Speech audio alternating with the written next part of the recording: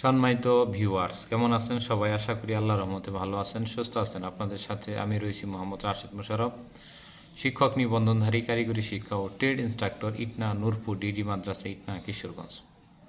সম্মানিত ভিউয়ার্স, আপনারা দেখছেন রাশেদ এডুকেশন টিভি।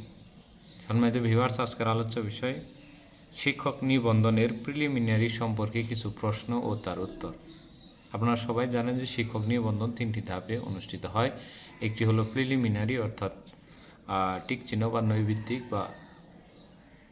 নৈবিত্তিক, আরেকটি হলো লিখিত পর্যায় এবং আরেকটি হলো ভাইভা পর্যায়। তো আজকে শিক্ষক নিবন্ধনের প্রিলিমিনারি পর্যায় সম্পর্কে কিছু প্রশ্ন ও তার উত্তর দেওয়ার চেষ্টা করব। প্রথম প্রশ্ন বলছে যে প্রিলিমিনারি পরীক্ষা কত মার্কে অনুষ্ঠিত হয়? প্রিলিমিনারি পরীক্ষা 100 মার্কে অনুষ্ঠিত হয়। প্রিলিমিনারি পরীক্ষার সময় কত ঘন্টা? 100 মার্কের জন্য সময় থাকে 1 ঘন্টা।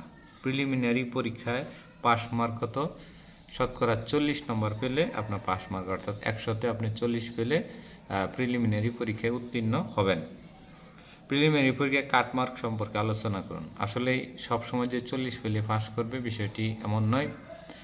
দেখা যায় যে 41, 42, 43 বা প্রশ্ন সহজ এবং কঠিন বা মিডিয়াম ধরে এবং প্রার্থীর উপস্থিতির হার ধরে এইগুলো করা হয়ে থাকে। তো টোটালি যদি আপনি 45% নাম্বার পান কাটছাট করে, তবে সেক্ষেত্রে আপনি অবশ্যই পাস করবেন। সেক্ষেত্রে 19তম শিক্ষক নিবন্ধনও সেই একই নিয়মে অনুষ্ঠিত হবে। আর এখানে 4টি বলে 1টি নম্বর কাটা যাবে, যা আগে বিগত ছিল 2টি বলে 1টি নম্বর কাটা। আর বলছে প্রিলিমিনারি পরীক্ষায় 4 বিষয় কি গড়ে পাস করতে হবে? জি না। অনেকে আছেন যে গণিত ভালো পারেন, ইংরেজি পারেন না, বাংলা পারেন, সাধারণ জ্ঞান পারেন। তাহলে যদি তারা এই 3টি 75 মার্কের ভিতরে যদি তারা 40টি সঠিক অ্যান্সার করতে পারে, তাহলে কি তাকে পাস দেবে? যে অবশ্যই পাস দেবে। প্রত্যেকটি থেকেই যে আপনাকে গড়ে পাস করতে হবে বিষয়টি এমন নয়। অর্থাৎ আপনি এই 100 মার্কের মধ্যে যেটাতে ভালো পারেন, যেটাতে কম পারেন, কিংবা যদি বলেন যে ইংলিশ টাচ করলাম না, শুধু গণিত, বাংলা এবং সাধারণ জ্ঞান দিয়েই আমি আমার কাঙ্ক্ষিত 40% নম্বর অর্জন করেছি, কাটছাট নম্বর বাদ দিয়ে, তাহলে অবশ্যই আপনি পাস করবেন। প্রিলিমিনারি পরীক্ষায় প্রশ্নে মোট কয়টি সেট থাকে? এখানে এক একজনের এক এক সেট থাকে, তবে আমি আপাতত 4টি সেট দেখেছি। ক, খ, গ, ঘ 4টি সেট থাকে। আপনাকে এক সেট দিলে পরের জন্য আরেক সেট পাবো, তারপরের জন্য আরেকজন, তারপরের জন্য আরেকজন, এইভাবে সেট মিল করা হয়। প্রিলিমিনারি পরীক্ষার প্রশ্নে রেজাল্ট কতদিন পর হয়? সচরাচর 30 দিন, কিন্তু সর্বোচ্চ 45 দিন পরে আপনার প্রিলিমিনারি পরীক্ষার রেজাল্ট প্রকাশিত হয়ে থাকে, যদি কোনো ধরনের প্রাকৃতিক দুর্যোগ কিংবা কোনো ধরনের সমস্যা না হয়ে থাকে এনটিআরসি।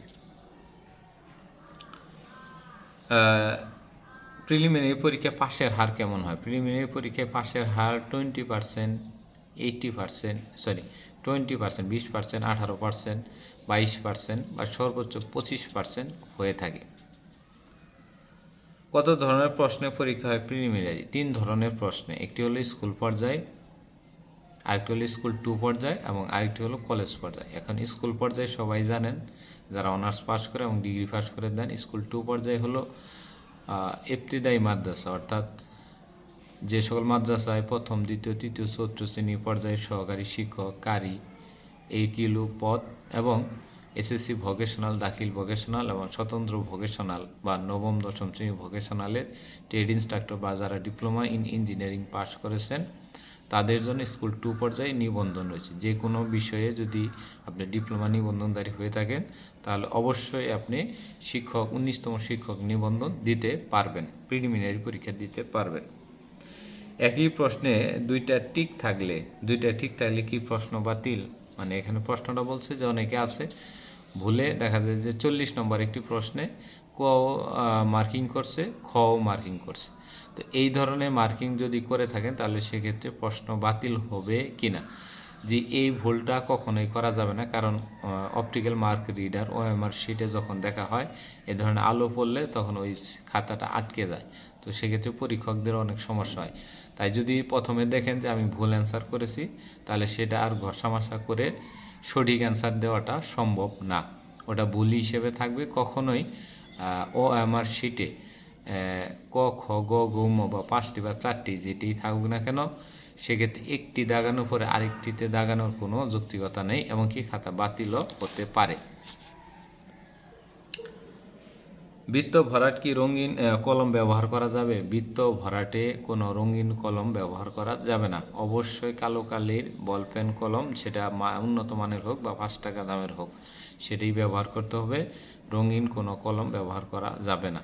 এবং কি প্রিলিমিনারি পরীক্ষা যখন দিবেন সেক্ষেত্রে অবশ্যই সেট কোড, রোল নম্বর, বিষয় কোড, সিগনেচার, এইগুলো যেন সুন্দর হিসাবে থাকে এবং সুন্দর বৃত্ত ভরাট থাকে কালো কালিতে, সেই বিষয়টি অবশ্যই লক্ষ্য করবেন। এই হলো শিক্ষক নিবন্ধনের যারা 19তম সামনে আসতেছেন এবং 19তম শিক্ষক নিবন্ধনের প্রিলিমিনারি পরীক্ষা দিবেন তাদের সম্বন্ধে কিছু প্রশ্ন উত্তর। এই ধরনের আরও প্রশ্ন যদি আপনাদের থাকে তাহলে অবশ্যই এই ভিডিওর লাস্টে কমেন্ট করবেন, উত্তর দেওয়ার চেষ্টা করব। ধন্যবাদ সবাইকে।